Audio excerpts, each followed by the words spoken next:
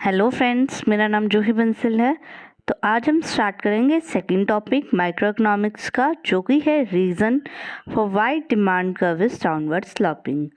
तो ये भी मोस्ट इम्पॉर्टेंट टॉपिक है यूजीसी नेट इकोनॉमिक्स के लिए।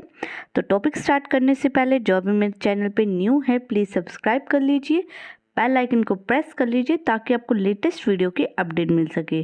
तो स्टार्ट करते हैं हमारी वीडियो। तो ये क्या आ जाता है, reason for the law of demand, why does demand curve sloping downward. तो इसमें हमें आ रखा है कि जो डिमांड कर्व है वो डाउनवर्ड स्लोपिंग क्यों है। तो जो डिमांड कर्व है वो डाउनवर्ड स्लोपिंग इसलिए है क्योंकि जो क्वांटिटी डिमांड है और जो प्राइस है उन दोनों के बीच में इन्वर्स रिलेशनशिप है। इसका मतलब है जब प्राइस बढ़ेगा तो क्वांटिटी डिमांड राइजेस होगी, अगर प्राइस राइज होगा तो क्वांटिटी डिमांड डिक्रीजेस होगी और दूसरी थिंग सेम रहेगी। तो पिछले हमने फर्स्ट टॉपिक में भी यही करा था, लॉ ऑफ डिमांड में यही पढ़ा था कि लॉ ऑफ डिमांड में बहुत सारे फैक्टर्स होते हैं, बट जो मेन फैक्टर है वो प्राइस है। तो प्राइस और डिमांड से ही हम क्या उसकी डिमांड का आइडेंटिफाई करते हैं, उसको ग्राफ पे प्लॉट कर सकते हैं। तो वो जो कर्व है वो नीचे की तरफ जा रही है, मतलब कि डाउनवर्ड स्लोपिंग है। तो वो किस वजह से जा रही है, उसके क्या क्या रीज़न हैं, तो वो हमारे रीज़न आ जाते हैं। फर्स्ट है डिमिनिशिंग मार्जिनल यूटिलिटी। तो सबसे पहला आ जाता है हमारा डिमिनिशिंग मार्जिनल यूटिलिटी, देन आता है हमारा price effect, then income effect, substitution effect and market size. तो 5 टाइप से है। तो फर्स्ट करते हैं डिमिनिशिंग मार्जिनल यूटिलिटी। तो डिमिनिशिंग मार्जिनल यूटिलिटी का मतलब क्या है, जैसे जैसे हम क्वांटिटी इंक्रीज करते रहते हैं वैसे वैसे हमारी जो डिमांड है वो हमारी कम होती जाती है। जैसे जैसे हम कंजप्शन इंक्रीज करते रहते हैं मार्जिनल यूटिलिटी क्या होती रहती है, कम होती रहती है। जैसे कि हमने कोई चीज़ कंज्यूम की है, मान लो टी कंज्यूम करी है, T consume first cup T consume करने से हमें 20 यूटिल्स मिलती है। सपोज सेकंड कप हमें लेने से 15 यूटिल्स मिलती है, ठीक है। देन हमने थर्ड कप लिया तो हमें 10 मिलेगी। तो हम एक साथ कितने कप पी सकते हैं टी के, कितने कंज्यूम कर सकते हैं, ज़्यादा से ज़्यादा 2-3, इससे ज़्यादा नहीं। तो इसका मतलब क्या, जो हमारी हंगर है वो क्या होगी, वो ख़त्म हो गई है। जो हमें सेटिस्फेक्शन मिलनी थी वो हमें सेकंड कप ऑफ टी से मिल चुकी है।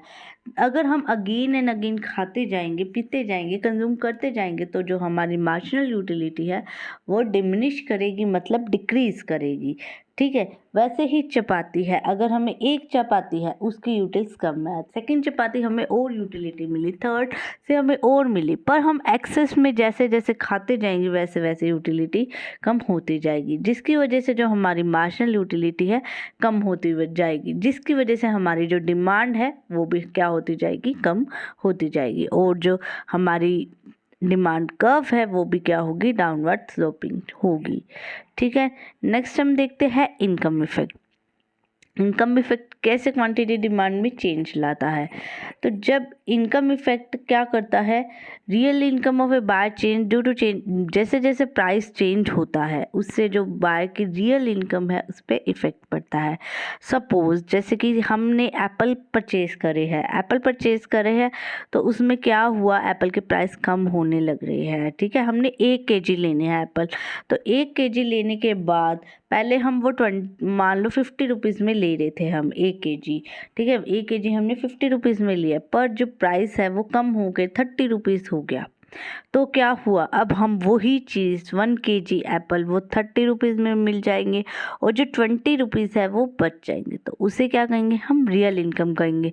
पर जो हम 20 रुपीज़ है, या तो हम वो 20 रुपीज़ इन्वेस्ट करके मोर क्वांटिटी ले सकते हैं, एप्पल और ज़्यादा खरीद सकते हैं ना, तो वो क्या होगा, हम और ज़्यादा क्वांटिटी लेंगे, जिससे क्या होगा, हमारी डिमांड इंक्रीज़ हो जाएगी। जब हमारी डिमांड इंक्रीज़ होगी तो वो डाउनवर्ड स्लोपिंग हो जाएगी, ठीक है। तो जैसे ही प्राइस डिक्रीज होता है रियल इनकम बढ़ती है और डिमांड हम ज़्यादा करने लग जाते हैं, ठीक है। तो ये आ गया हमारा इनकम इफेक्ट, ठीक है। देन हम करते हैं सब्स्टिट्यूशन इफेक्ट। तो सब्स्टिट्यूशन इफेक्ट भी बहुत इंपॉर्टेंट इफेक्ट है, ठीक है। अभी मैंने फर्स्ट टॉपिक में मैंने बताया था सब्स्टिट्यूशन गुड्स क्या होते हैं, तो सब्स्टिट्यूशन इफेक्ट भी वही होता है। सब्स्टिट्यूशन गुड्स जो हम उसके सब्स्टिट्यूट में यूज़ कर सकते हैं। मान लो आज हमें चाय नहीं मिली तो हमने कॉफ़ी पी ली, ठीक है, वो होता है सब्स्टिट्यूट कर दिया, हमने सब्स्टिट्यूट कर दी चीज़ों को, ठीक है। आज हमने कार में नहीं गए तो मान लो टैक्सी में चले गए, कार में नहीं गए तो बाइक पे चले गए। तो ऐसे ही हमने सब्स्टिट्यूट्स देखने, जैसे अल्टरनेटिव्स होते हैं वैसे ही हमारा सब्स्टिट्यूट होता है।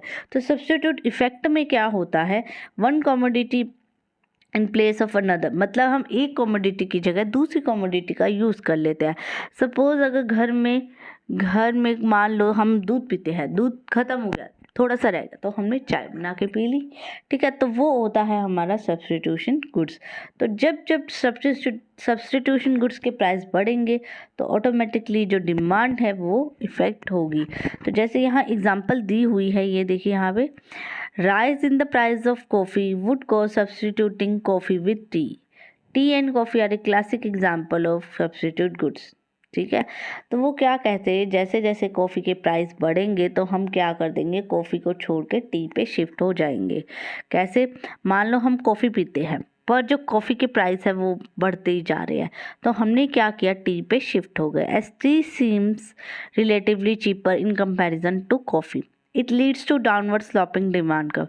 तो जिसकी वजह से भी डाउनवर्ड स्लोपिंग होती है डिमांड कर्व, ठीक है। तो ये आ गया हमारा सब्स्टिट्यूशन इफेक्ट। देन आता है हमारा मार्केट साइज। मार्केट साइज में क्या होता है, जैसे ही प्राइस कम होता है तो सपोज पहले मैंने लेने हैं एप्पल, डेली के खाने ही खाने, तो मैं हर वीकली एप्पल्स लेने ही जाती हूँ, ठीक है। हमारे जो नेबर्स है वो नहीं लेते हैं, तो जैसे ही मार्केट में प्राइस कम हुआ तो वो नेबर्स ने भी क्या किया, एप्पल्स खरीदने स्टार्ट कर दिए। जैसे ही वो उसने एप्पल खरीदने स्टार्ट किए तो क्या हुआ, मार्केट में डिमांड बढ़ गई। तो इसको कहते हैं मार्केट साइज। जब प्राइस के कम होने पे मोर बायर्स आ जाते हैं मार्केट में, मार्केट का साइज़ क्या होता है, इंक्रीज होने लग जाता है, अब ज़्यादा पीपल उसको अफोर्ड कर सकते हैं, तो इसको कहते हैं हम मार्केट साइज़, ठीक है। तो इसी की वजह से भी हमारी जो डिमांड कर्व है वो क्या होती है, डाउनवर्ड स्लोपिंग होती है, ठीक है। तो इसमें टॉपिक के अंदर भी यही लिखा है, decrease in the price of the commodity lead to increase in the size of consumer group, that is more people afford the commodity who were earlier not able to purchase that commodity. जो पहले नहीं खरीद पा रहे थे अब वो खरीद सकते हैं, जिससे क्या होगा, जो हमारी डिमांड कर्व है वो बढ़ जाएगी। सिमिलरली प्राइस के बढ़ने पे जो पहले कंज्यूमर ले रहे थे अब वो अफोर्ड नहीं कर सकते, इसलिए वो छोड़ के चले जाते हैं मार्केट में से, तो इसको कहते हैं मार्केट साइज। देन आ जाता है different uses of certain goods. अब क्या है, जो गुड्स का यूज़ है वो डिफरेंट के लिए यूज़ होता है। जैसे कि हमारा मिल्क क्या है, मिल्क से स्वीट्स बनती है, मिल्क से दही बनता है, मिल्क से चाय बनती है, मिल्क से बहुत कुछ, मिल्क से पनीर भी बनती है, ठीक है। जब मिल्क का प्राइस कम होगा, दूध का प्राइस लो होगा तो क्या होगा, हम ज़्यादा क्वांटिटी में मिल्क परचेज कर रहे हैं, तो उससे हम क्या बना रहे हैं, पनीर बना रहे हैं सपोज। जैसे ही मिल्क का प्राइस बढ़ने लगा तो हमने पनीर बनानी बंद कर दी। तो इससे भी क्या होता है, हमारी जो डिमांड कर्व है वो डाउनवर्ड स्लोपिंग की तरफ ही जाती है।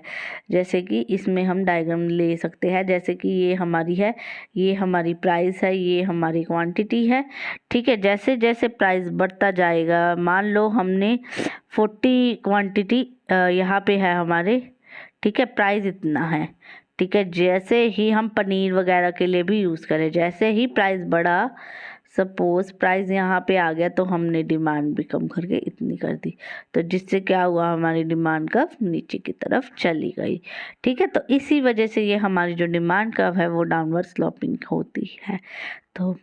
तो ये हमारे 5 रीज़न थे जिस वजह से हमारी जो डिमांड कर्व है डाउनवर्ड स्लोपिंग होती है। तो फर्स्ट क्या था, diminishing marginal utility, then income effect, substitution effect, market size and different use of certain goods. तो इसी के साथ हमारा टॉपिक ख़त्म होता है। वीडियो अच्छी लगे तो लाइक एंड सब्सक्राइब जरूर करें। Thank you.